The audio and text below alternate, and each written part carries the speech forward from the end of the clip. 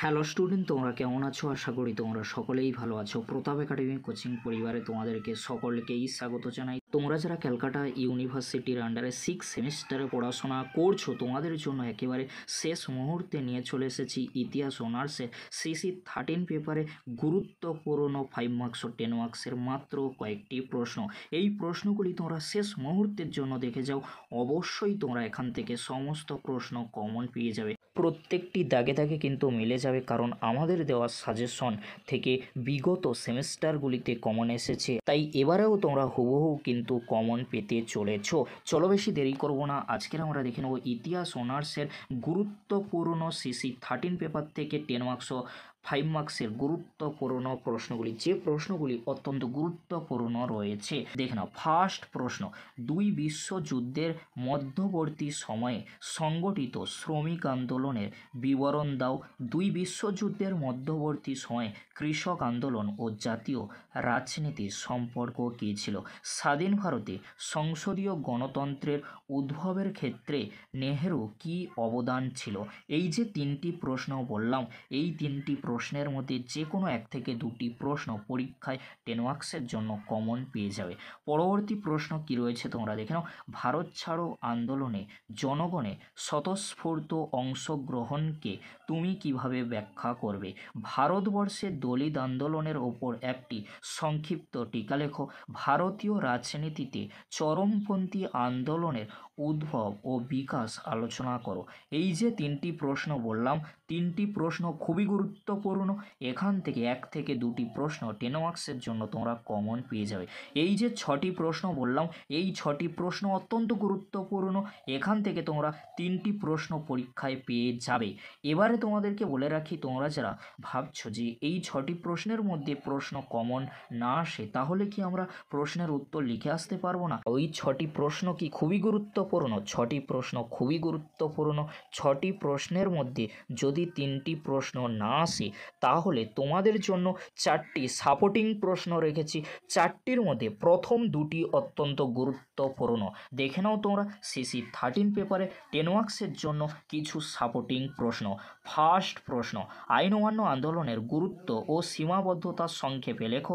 জিন্নাহ কি ভারতীয় মুসলমানদের একমাত্র মুখপাত্র ছিলেন? দুটি প্রশ্ন সাপোর্টিং হিসাবে দেখে যাবে, বাট এই দুটি প্রশ্ন অত্যন্ত গুরুত্বপূর্ণ। 6+2, এই 8টি প্রশ্ন তোমরা ভালো করে দেখে যাবে। লাস্ট যে দুটি প্রশ্ন রয়েছে তোমরা অবশ্যই সাপোর্টিং হিসাবে দেখে যেতে পারো। নিম্নবর্গের ইতিহাস চর্চায় ভারতীয় জাতীয়তাবাদের ব্যাখ্যা সংক্ষেপে বিবৃত করো। বাংলায় স্বদেশী আন্দোলনের সীমাবদ্ধতার দিকগুলি বিশ্লেষণ করো। এই টোটাল 10টি প্রশ্ন, 10টি প্রশ্নের মধ্যে 6+2 অর্থাৎ 8টি প্রশ্ন অত্যন্ত গুরুত্বপূর্ণ। শেষ মুহূর্তের জন্য এই প্রশ্নগুলি 10 মার্কসের জন্য দেখে যাও, অবশ্যই তোমরা CC13 পেপারটি নিয়ে চিন্তামুক্ত থাকবে। এবারে তোমরা দেখে নাও CC13 পেপারে 5 মার্কসের জন্য গুরুত্বপূর্ণ মাত্র কয়েকটি প্রশ্ন, যে প্রশ্নগুলি অত্যন্ত গুরুত্বপূর্ণ রয়েছে 5 মার্কসের জন্য। ফার্স্ট প্রশ্ন, প্রথম পঞ্চবার্ষিকী পরিকল্পনা সম্পর্কে সংক্ষিপ্ত টিকা লেখো। স্বরাজ্য দল কেন গঠিত হয়েছিল? সেফটি ভালভ তত্ত্ব কি? বয়কট ও স্বদেশী বলতে কী বোঝো? 4টি প্রশ্ন খুবই গুরুত্বপূর্ণ। এখান থেকে এক থেকে দুটি প্রশ্ন 5 মার্কসের জন্য আসার সম্ভাবনা প্রবল থেকে প্রবলতর রয়েছে। নেক্সট প্রশ্ন কি রয়েছে তোমরা দেখে নাও, তেভাগা আন্দোলনের গুরুত্ব নিরূপণ করো। মাউন্ট ব্যাটেন পরিকল্পনা বা প্ল্যান কী ছিল? ক্যাবিনেট মিশন সম্পর্কে সংক্ষিপ্ত টিকা লেখো। মহারানীর ঘোষণা তাৎপর্য ব্যাখ্যা করো। এই যে 4টি প্রশ্ন বললাম, 4টি প্রশ্ন খুবই গুরুত্বপূর্ণ 5 মার্কসের জন্য। এখান থেকে এক থেকে দুটি প্রশ্ন পরীক্ষায় আসার সম্ভাবনা প্রবল থেকে প্রবলতর রয়েছে। পরবর্তী প্রশ্ন কি রয়েছে তোমরা দেখে নাও, শিক্ষাক্ষেত্রে স্বামী দয়ানন্দ সরস্বতীর অবদান লেখো। ওয়াহাবি আন্দোলনের প্রকৃতি সংক্ষেপে আলোচনা করো। খিলাফতের অর্থ কী? এই যে প্রশ্নগুলি 5 মার্কসের জন্য বললাম, এই প্রশ্নগুলি কিন্তু অত্যন্ত গুরুত্বপূর্ণ। 1-এর দাগে 4টি প্রশ্ন, 2-এর দাগে 4টি প্রশ্ন, 8টি, আর এখানে ফার্স্ট প্রশ্ন, অর্থাৎ ফার্স্ট যে 9টি প্রশ্ন রয়েছে, এই 9টি প্রশ্ন অত্যন্ত গুরুত্বপূর্ণ 5 মার্কসের জন্য। পরবর্তী যে প্রশ্নগুলি রয়েছে, ওয়াহাবি আন্দোলন, খিলাফতের অর্থ, এই দুটি প্রশ্ন তোমরা সাপোর্টিং হিসাবে দেখে যাবে। এবারে তোমরা আরও কিছু সাপোর্টিং প্রশ্ন দেখে নাও, যে প্রশ্নগুলি গুরুত্বপূর্ণ রয়েছে। চৌরি চৌরা ঘটনার তাৎপর্য কী ছিল, হোম রুল আন্দোলন সম্পর্কে টিকা লেখো, আর্য সমাজ ও প্রার্থনা সমাজ সম্পর্কে টিকা লেখো।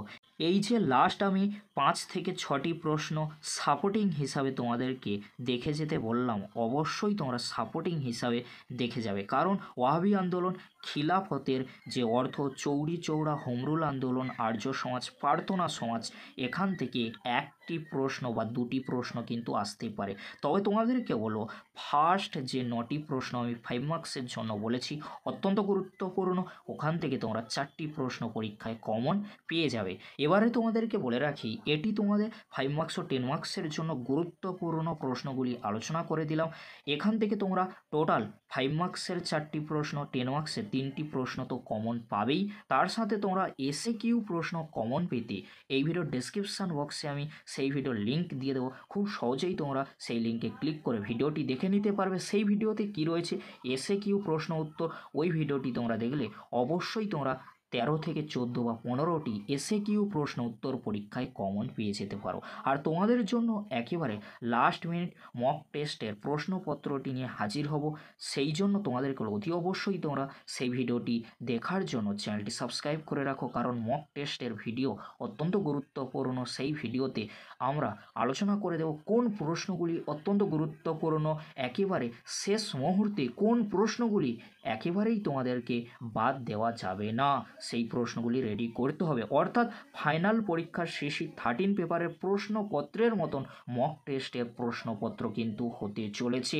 তাই তোমাদেরকে অতি অবশ্যই তোমরা চ্যানেলটি সাবস্ক্রাইব করে ফ্রেন্ডদের কাছে বেশি বেশি করে শেয়ার করে দিও, এরকমই গুরুত্বপূর্ণ ভিডিওগুলি সবার আগে পাওয়ার জন্য। আজকের এতটুকু, পরবর্তীতে দেখা হচ্ছে নেক্সট ভিডিওতে, অর্থাৎ মক টেস্টের সিসি 13 পেপারের ভিডিওতে। ভিডিওটি দেখার জন্য তোমাদেরকে অসংখ্য ধন্যবাদ।